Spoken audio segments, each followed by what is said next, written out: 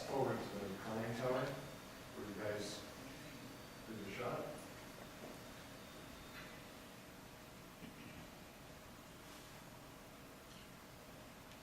As you see, the submarine is generally intact.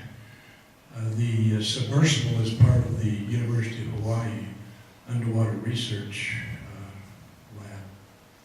And here,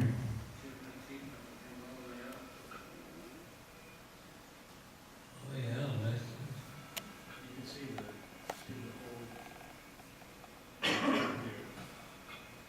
Did you see this before, Dick? no, I hadn't. I hadn't seen it before. As you see, the date on this was done on August 8th of '05, when the first discovery of it. Yeah, There you see, yeah, there's the there you old see the shadows put in by the, what is it, three guns, right? number 3 gun, man. It was on the starboard side.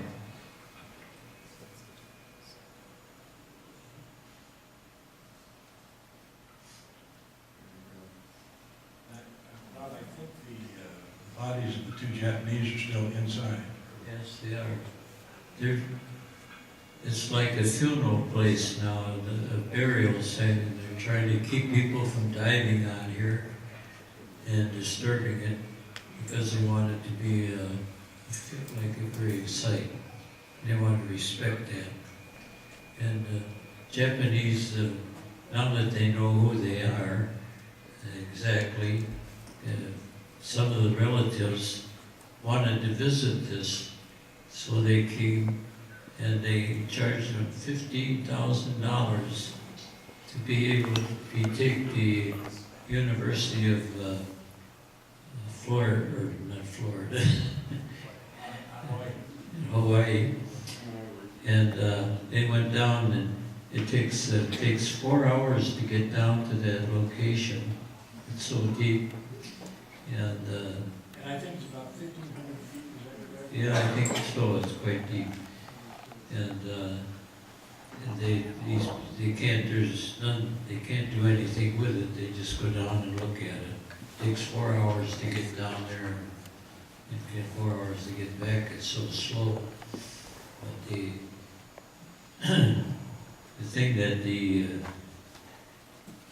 college there at Hawaii has equipment, and they, in fact, for that equipment that goes down to look, it was accidentally discovered by that equipment, and they were finding that because it took until about 1952 before they discovered it.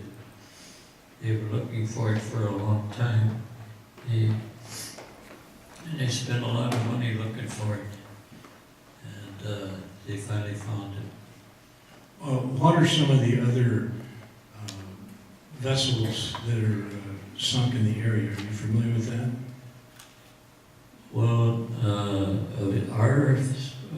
I don't know of any Japanese. Well, Japanese lost the midget submarine inside of the harbor, got rammed by a ready destroyer, and they gave them, the Japanese, they gave them a military funeral, so out of respect for military works. Yeah. Yeah, the first shot was, our captain was only captain on our ship, and we were patrolling out there in this, there's this 2 square mile area, restricted area. People can't go in there to fish, and our ships go in and out, have to come in, our submarines have to come in on surface, and we kind of escort them, make sure what's going on there. And our captain on the ship was only captain 1 day before he had the opportunity to fire on this submarine that we caught up on the surface. We can't understand why that midget submarine was on the surface, except he was trying to follow one of our other ships going into the harbor. And they have these midget submarines because they know that the harbor is so shallow that they couldn't get in with a regular submarine. So they'd wait for one of our ships to either come in or go out, and then they'd sneak in with them. And that was sneaking through the subnet, right? Yeah, well, they have to open, there's a subnet there. It's really not a subnet, it's anti-torpedo net, but it works like a subnet too. You have to open it up. It takes 45 minutes to open it and stuff. So when a ship goes through there, it has to go through very slowly. And the Japanese had these 5 submarines and they tried to sneak in there. Well, 2 of them got in there. And they get in that way. The reason they have that anti-submarine, it's not anti-submarine, it's anti-torpedo net, is because the battleships are located not too far from the entrance is for real distance, because the Japanese had torpedoes that could go a long way accurately, way better than ours. And they, of course, they had this, so they couldn't come up and shoot from that distance all the way to the, but they never had the opportunity to do that. 2 of them got inside, and one of them was hit by one of our ready destroyers in board there. And the other one, we found out later on, had gotten in and had gone over near our ammunition dump. And after it had sunk, after it fired its 2 torpedoes in the battleship Oklahoma, and then they just went down and laid on the bottom because it's only 45, 50 feet deep, and we never knew what happened to them. We didn't know what happened to them. Then they discovered one time there was a big disaster in Hawaii where the ammunition dump actually blew up by accident. Our ammunition handlers made a mistake and dropped something and it set off the whole thing. It sunk a bunch of our LSTs. I think 7 of them were sunk. We lost 100 and some people on shore and other people on the LSTs. And so later on, and they didn't say anything about that. That was never made public. And that was after Pearl Harbor's a couple of years. And so they were going to clean that up, get rid of all those LSTs that were sunk in there. And as they're lifting all that wreckage up, they bring this other wreckage up, and it happens to be the Japanese submarine. That's how they discovered what happened to that. They have been looking for it for years. Let me just add this. These 2-man submarines, they had 2 torpedoes in them. Is that correct? That's correct. Right in the bow. They're right in the very front of it. The 2, one right on top of the other. And they were 2 men, crew, an officer, and the enlisted man. And they were about 80 feet long, and they were just a long hollow tube. So when we punched a hole in it with our 4-inch gun, it just let, when they went down to the, when they started to sink after we had killed the 2 men in there, it started to go down. And then of course the sea went right in through that little hole, and it filled it all up, and it was going down in a circular motion. So we didn't know. It didn't sink right where we hit it, where we shot it. It just continued going down, and in that depth, making a circle, it wound up in an unknown location. And they looked for it for years. And University of Hawaii discovered it accidentally, but they're underwater. When the submarine was sighted, you were already at general quarters, is that correct? Yeah, that's right.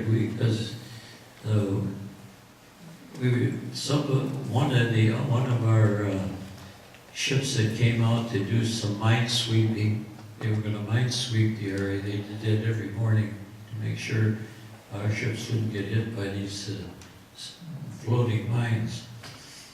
But we were kind of unhappy to find out that we were out there patrolling all a week long to find out there could possibly be mines in there. Made us a little nervous.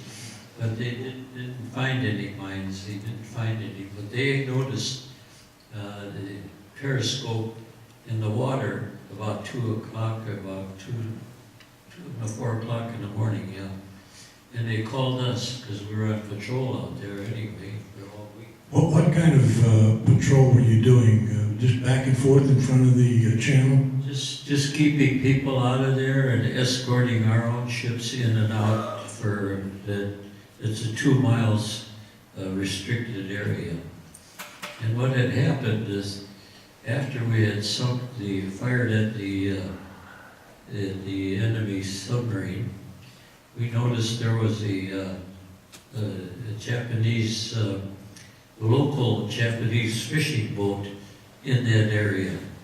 Now the local people know they're not supposed to be in there, and we checked our log and noticed that we had chased them out of there once before.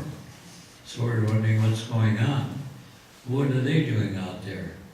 Well, we didn't realize we were going to go over and chase them out. When we went out to chase them out, they took off, tried to run away from us, and we followed them, caught up to them, and we put 2 shots over their bow, and they flashed up a white surrender flag. So our captain was wondering, well, what are they surrendering? Who are they anyway? And then we found out that we couldn't talk to them and find out anything because they only spoke Japanese to us. And about that time, there was another one of our boats that went around the island checking to make sure you can't just land on an island in Hawaii without permission. And so they were just completing their circuit, and we wired them and told them to come over to get and arrest these people. And they arrested them, took them under arrest in Honolulu. And we didn't know what happened to them, we never found out. But we thought later on they were there helping the Japanese midget submarines. Because what had happened, there were 26 Japanese submarines, full-size submarines, about 10 miles out. And they launched these 5 submarines. And we didn't know they were out there. And of course, they were just waiting out there in case anybody escaped the bombing, that then they would be able to torpedo them. This all figured out after the war. And they didn't try to sink us because we weren't a worthy enough target. The Japanese had orders to use their torpedoes on capital ships, the aircraft carriers what they were after, but there were no aircraft carriers in there at the time, or battleships, and that's the way they. No, that's all right. After the war, one of those midget submarines ran aground, and near an airfield, Army airfield, and he was going to abandon ship and swim ashore, he and his partner. But his partner drowned, I guess, because he never made it to shore. And the officer, Kuzo Sakamaki was his name, he got ashore, but then he looked back and he had determined to blow up his boat so we wouldn't capture it. And he tried to swim back, and he almost drowned. And then he got washed ashore, and he got picked up by an Army patrol on the beach. And of course, they kind of revived him because he almost drowned. And then when he came up, stood up while he was begging them to shoot him because it's not good for the Japanese to surrender. And as a matter of fact, he was captured, and then he was wound up in Wisconsin in an Army personal warshore place. He was actually at Camp McCoy, what's now Fort McCoy. Yeah, I guess that's right, I didn't know that. He was there for a year, and then he finally was sent down to Texas for the rest of the war. But the Japanese totally disarmed him. They didn't want anything to do with him. He was a no person. And he became the first Japanese prisoner of war of World War II. Yeah, you can't surrender. They write you off like you never existed. And they just totally disowned him. Wouldn't let him back after the war. They wouldn't let him back in. And then he went down to South America. He became a rancher down there, and I guess he got to be a millionaire rancher. And then he had an article written in the paper by the Army, our Army or something, about his story.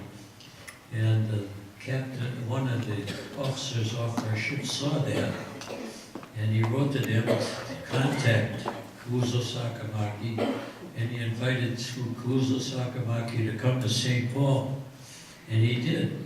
And he told us about how he could have sunk us, but we weren't a worthy enough target. His orders were to use his torpedoes on a battleship, and we weren't a worthy enough target. So we were lucky he didn't do it.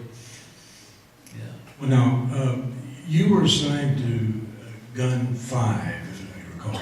No, I was on gun 2. Gun number 1 was on the bow. Gun number 2 was on the port side, and that's where I was. And number 3 was on the just opposite of us, on the starboard side, and that's where the target was. Well, now, did I understand that your gun 2 took a shot at the submarine? No, not gun number 2. No, they didn't. We were just sitting there doing nothing. We had a 4-inch 50 caliber gun that was only for the surface, because this is World War II gun, World War II or World War I gun, and World War I ship. We were 20 years behind the times with our equipment. So we were just, all we could do was to sit at our battle station and see what was happening. And couple planes came over and dropped bombs at us, but they missed. One on one side and one on the other side. Kind of raised us up a little bit. We never got hit. Our biggest problem was when the second group of Japanese bombers come over, they were high-level bombers. Now our guns, our cannon, our battleships and that had their guns going, and the ammunition. And of course, they're shooting all these shells up in the air, and then that breaks into a lot of little pieces. That all comes down. Well, that was falling on us, so we had to get out of that area a little bit, move out about a mile so that we wouldn't get bound with our own stuff. What kind of planes dropped bombs on the submarine? Were the PBYs? There were. On the submarines? I don't hear you. You said there was some bombing on the submarine. No, I don't know what kind of bomb. We had a airfield, a remote airfield, not at Pearl Harbor, but in a remote area. A couple of pilots got off there, and they shot down, I think, 7 of the Japanese planes. The Japanese, in the first part of the bombing, the first half, they only lost 6. I think it was 5 or 6 planes. And then there was a 15-minute interval, and then another big group. They had 350 in one group, I think it was 180 in another, or something like that. I don't remember all that, but when they came in there, they had high-level bombers in there and strafing. And some of our pilots from the remote airfield shot down 7 of them. And they lost 28 planes in the second attack because we now were shooting back at them. And so that's what happened. What did you hear when the number 3 gun shot at the submarine? Did they start yelling, "Hey, we've hit this thing, we've hit this thing"? No, they, Number 3 gun crew. well, they were pretty happy they hit it, but you see, it was so close, and the people had given them the distance, and you have people looking at the enemy, determining how fast they're going and what direction they're going, and they railed that down to the gun crews to set up. The enemy ships were only about 150, 200 feet away, and we only figured that rangefinders are only good for 600 yards, 6,000 yards. They expect enemy to be way out there somewhere. This one was so close, we couldn't use any kind of setting. So they just had to sight down the barrel and barrel sight and just pull the trigger because it was about from here to the end of the auditorium away. It was getting ready to probably crash right into us. But we moved away, and the one that, after we shot it, after they shot it, I should say, that was an all St. Paul gun crew. There's 10 men on the gun crew, and they hand load the guns. We were 20 years behind the time with our equipment. And then it was, they went behind after the bullet went in there. They passed, we got ahead of them, and they carried on, and then of course they started to sink. Well, they were sinking slowly in a big circle. We found out later on. And so it's not laying in the bottom where we shot it. It's way out somewhere. And it took them until 2019, 25 was it? Years to find it. They couldn't, they knew that it was sunk, but they didn't know exactly where it was because it had made such a big circle. And they accidentally found it by the people from the college. So those people are quite terrific. Yeah. Who were some of the people on the number 3 gun crew? Did I know any of them? Gosh, the gun crew, the gun and that gun crew is listed. All their names are on the gun, and the gun is here in St. Paul, of course. It's down by the. Well, last time I saw it was down by the Capitol, but they were talking about moving it. And they're all on there, and they're all from St. Paul. And I know them all, but I can't remember all. I've had an accident where I got hit in the head, and it affected my ability to read. And I had to learn how to read all over again. You're doing pretty good, buddy. Yeah,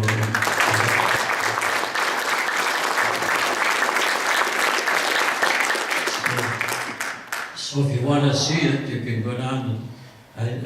It's supposed to be moved up on the property here, but they've been arguing back and forth about it. Well, I will tell you, I actually drove by this morning, and it's where it was when you spoke of it. Still down by the Veterans Building, yeah. That's a good spot for it, really. And I would bring to your attention, of those in the audience, as you come into the 3M auditorium, there is a model that the Ward Association had built, and take a look at that as you come in.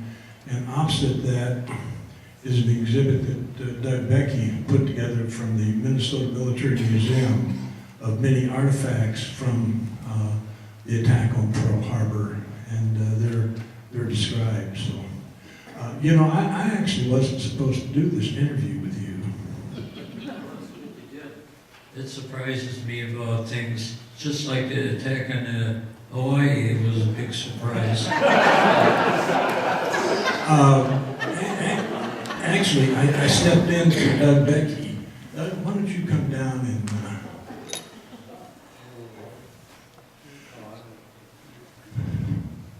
is there anything else that you'd like to say to the audience in your recollections from 75 years ago today?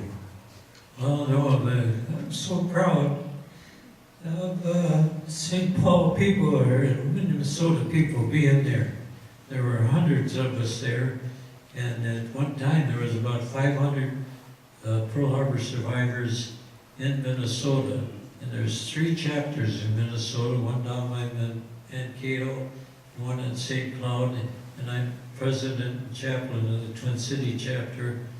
But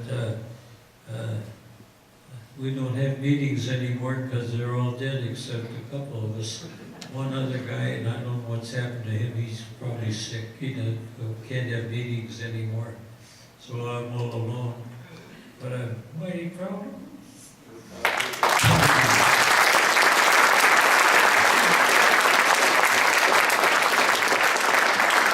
Are there any questions from everybody in the audience?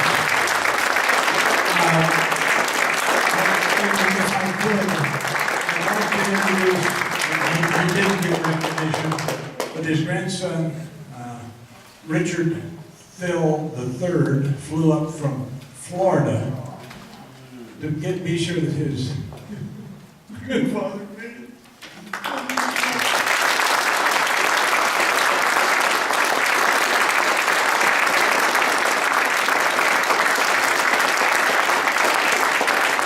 Any questions from everybody?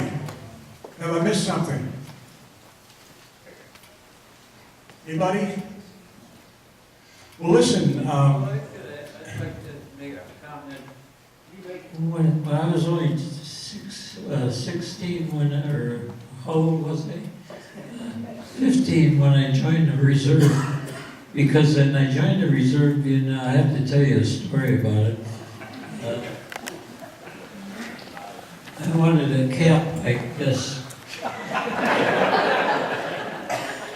was that going to be to attract the girls? Oh, of course. And that was just to wear around the neighborhood. I'd been really cool, you know. But then my father worked for the Northern States Power Company, and he told me he had a fellow there that was an officer from the Naval Reserve. And I asked him, could he get me a cap like this? The officer said, well, no, I can't do that. But if you're 16 years old, you get the whole uniform. What a way to trap you in on, right? Where did you drill as a Naval Reserve unit? Oh, there's a building underneath the Waukesha Street Bridge. It belongs to the University of Minnesota, and they keep their boats there, the row on the river, you know, those long boats. And we had the second floor there, the 27th and 28th Division Naval Reserves, drilled up on the second floor. I think I got the numbers right, I'm not sure. But that's where we drilled. And when I joined, my dad told him I was 17. He wanted to get rid of me too, I guess.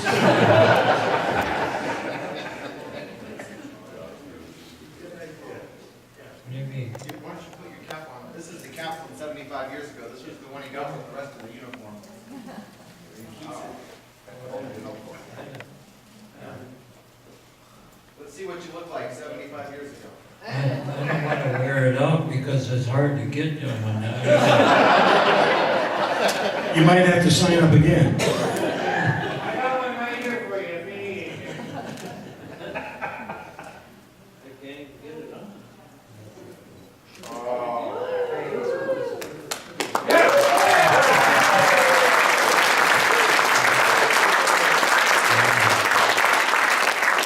Yeah, I was happy to get it, but I had to, you know, when you get the uniform, you have to stencil your name on every piece of the uniform. And on your underwear and on your everything. And I didn't know how to do that, but I had a brother that knew how to do all that stuff. He was older than I was and smarter. He did it. he worked in a business where they made parts for Navy guns crews, I guess, over in Minneapolis somewhere. And he didn't have to go to war, but he worked harder than I did. Made a lot more money too. But when I first joined the seaman, you were apprentice seaman. Then when we went on active duty, they automatically raised you up to a second-class seaman, and the pay was $21 a month. And they used to pay you twice a month, on the 5th and the 20th of the month. The officers would come aboard, and to get your $21, they had to give it to you twice, 2 times. You'd get $10 and a 50-cent piece. And each time, and because I was a minor, I had to send $10 home. The Navy made me send $10 home, and they said, and the rest of it you could spend it any way you want to. Of course, things were a lot cheaper then too. Yeah, things were cheaper, but we couldn't hardly get to the Dairy Queen from out when you're patrolling out on the ocean. Can you tell us about when you were mobilized as a unit? I think you went from St. Paul over to Great Lakes to kind of train as a unit. Yeah, we went on a 2-week cruise. That was just before I was still 16 then, and we went to a gunboat that used to. They called it a gunboat because they had a little gun on the bow up there. And it used to be a private yacht, I guess, at one time. It was called what was it called? Savannah or something? I can't remember the name of it. Paducah, it was the Paducah, yeah. Spent 2 weeks on that, and that was my total training. Except that we used to drill in the second floor of that building that was owned by the university, I guess it was. How long was it from the time you trained on Lake Michigan till the time that you were assigned to the ward? Well, when we got back off of that training, President Roosevelt had declared a national emergency, and he said, well, now, and when you get settled down, you have to go for a year on active duty, and that was toward the end of the year, and he let us stay because until January, because he said Christmas was coming and Thanksgiving, and we let you do that. Then on the 21st of January, we left to go down to California to the station where our gun was sitting. Our gun had been sitting down there for 20 years, rusting away. So they needed a lot of people to go down there and scrape all the rust off of it and paint it and put a name on it. That was the USS Ward, DD 131, 139, I mean. Yeah. Then the gun, after the war started, year after the war started, we got, our captain got promoted to another job after he'd been there a year. And we got sent back to up by Bremerton Yard, yeah. And we got in there on Christmas Eve of 1941, yeah, 1941. And they converted us into an APD, which meant we were going to be able to carry troops on landings. So we got to be in the amphibious forces then, and we could carry 150 troops in at one time, and drop them off on the landings on all these islands. And of course, that was quite a thing. One thing I'd like to tell a story about. They had a young fellow on our ship. He was from Texas, and he thought he was a Texas Ranger, I guess. He was only about 18 years old or something. And on our boats that we took the troops in ashore, there were 2 machine guns, one on the left side and one on the right side up on the bow. Then in the middle of the boat, there was a place for the troops to go out. They dropped the thing down and the troops would go out onto the island. Well, on his first, they finally gave him the job, they gave him the station to be on one of the guns. And the first landing he was on, when the troops hit the beach, the thing dropped down, and the Japanese machine guns, they killed the first 2 soldiers. And the kid, they were just told to rake all the trees and stuff with the machine gun. But after that happened, this guy got killed right next to him there. He decided he didn't want to be a cowboy anymore. He didn't realize they were going to shoot back at you. It changes the whole story when you get somebody shooting at you. But that was kind of funny, but it wasn't really funny at all. So. Were you on the Ward when it was finally sunk in 44?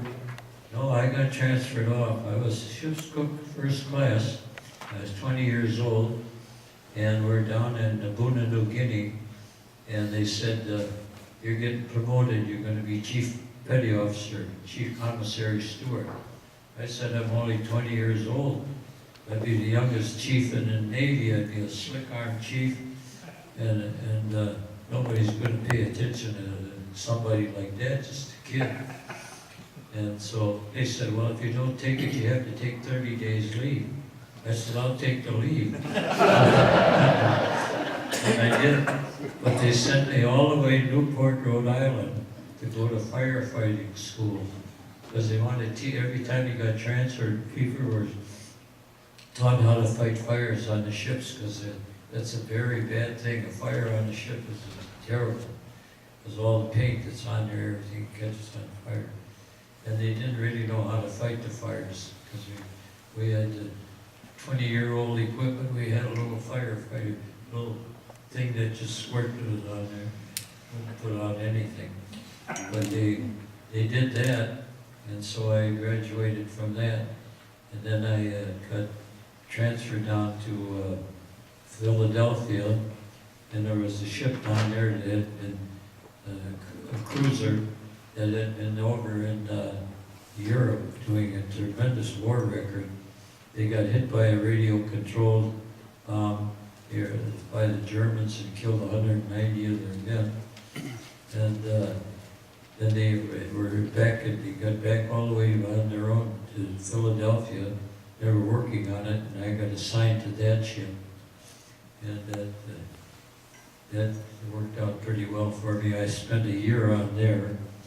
And at the end of the year, they said, well, the war is almost over, but we got orders we could make. There's 3 guys who were first class cooks. They said, 2 of you are going to be chief commissary stewards. I said, I don't know how to do that part of the work. That was all the paperwork and ordering is done. I don't know how to do the cooking. So I said, you give it to the 3rd guy. He sent me to the school down in Florida because I wanted to get some shore duty. And I was down there, so I could have been chief twice. And I was only 20 years old, and I got to be 21 when I was on Savannah. And then I went to Florida, and they sent me to chief commissary steward school. And the war ended before I got out of the school, and then they sent me home. I never got to be chief. That was twice they were going to give it to me. So that's the fortunes of war. They should have started the war over again. I'd have made chief for sure. When you came back to Minnesota, as I recall, you worked for NSP. Is that right? Yeah, I worked for NSP. I went to St. John's University up north there on the GI Bill. That was a good deal. For $65 a month that they gave me, I'd give them $60, and I could keep $5 to spend any way I wanted to the month. I was up there 2 years, but I had missed high school, a year and a half of high school, because I had to leave high school to go on active duty. And what happened is, I was very poor in mathematics, and I told them, I think I'm just wasting my time here, I'm going to leave, give it to somebody else. And then I went down and I worked for Northern States Power Company, and I got a job there. My dad worked there, and I worked there. I worked for them for 40 years, and I used to do high voltage safety demonstrations at schools and things for them. And out at the state fair, we had a thing where we demonstrate things about telling kids not to fly kites near power lines and don't climb trees near power lines. But the trouble was, I was on a 2-year studying on to be and I was asked to go down someplace to do some work, and they said, well, now you're gonna go up these poles because they're changing the voltage from 4,000 to 12,000. So they had transformers up there that were connected, and I had to go up and disconnect the old ones and connect the new ones on about 9 poles. In those days, we had hooks on our feet where we had to climb into the wood.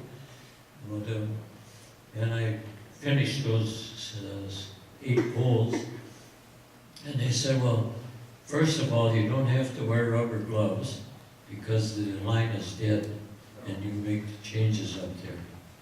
Well, I went up there, and it was fine. I did those 8 poles.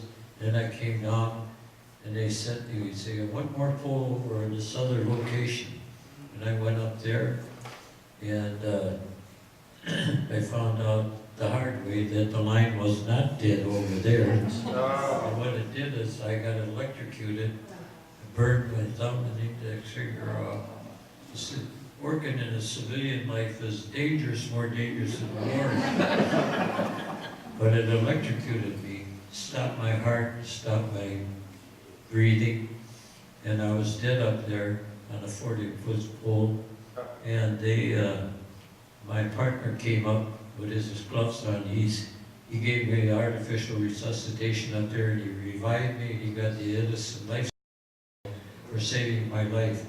And then I worked for the power company. I was in the hospital for 4.5 months. And it took a whole year to heal up the burn on my leg. And so that worked out pretty good. I got a nice job working in the office, a white-collar worker. And I worked for 40 years. And how old are you now? How old? Oh man, I'm up. See, I have to stop and think. I can't believe it's 93. 93, I think. Is that right?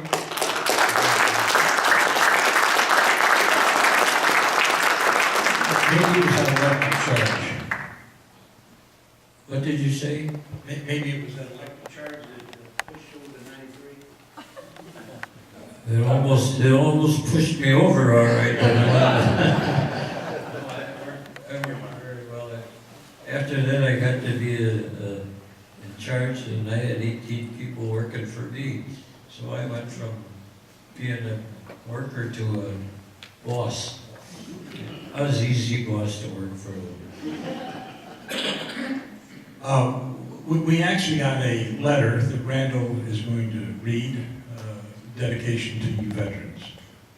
And it's on letterhead, and the letterhead is from the Congress of the United States, so that says something about your service to the country. It's dated, of course, December 7th, 2016, Pearl Harbor Commemoration, Minnesota History Center. Distinguished guests, as we commemorate the 75th anniversary of the attack on Pearl Harbor, I would like to honor the brave Minnesota soldiers, sailors, and airmen that endured that surprise attack on the morning of December 7th, 1941.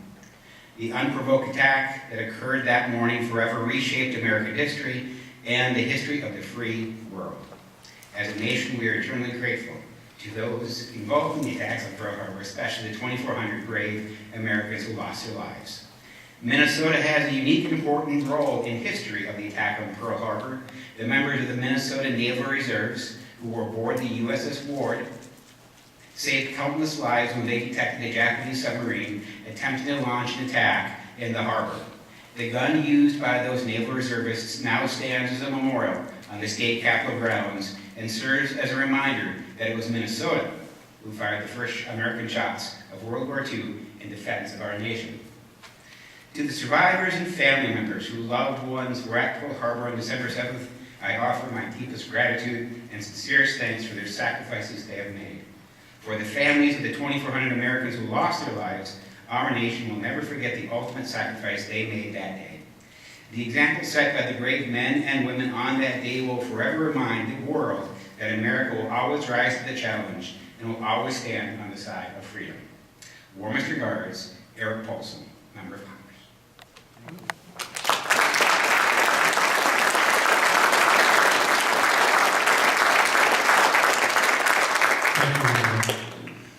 Again, are there any questions in the audience? Yes, ma'am. Well, it's more of a comment. Here, let me bring this over to you.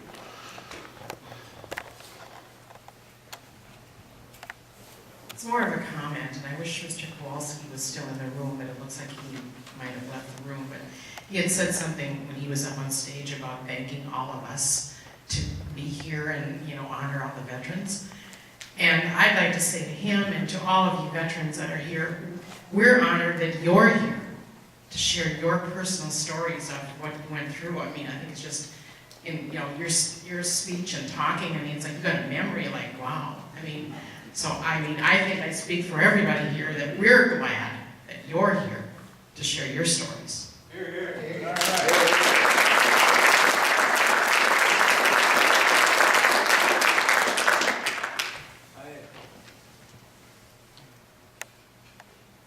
I spoke in a high school one time, and they asked for a lot of questions, so I asked them. I asked for some questions. They said, "Did you ever get a tattoo?" And I said, "Well, I'll tell you one thing. When I got called on active duty, my mother said, 'Richard, I don't want you to get a tattoo. Your dad had one, and I didn't like it.' I said, 'Don't worry about it. I'm afraid of the needle. I wouldn't get one if I had to.'" She was happy, and I was happy. So. But your comments are echoed by everyone in this room and many people in our nation, so yes. Well, listen, let's end up now. We'll keep him up here if any of you would like to come down and express your personal gratitude to Dick. And again, Dick, thank you so much for being here. Again, your presence is important to all of us. Thanks very much.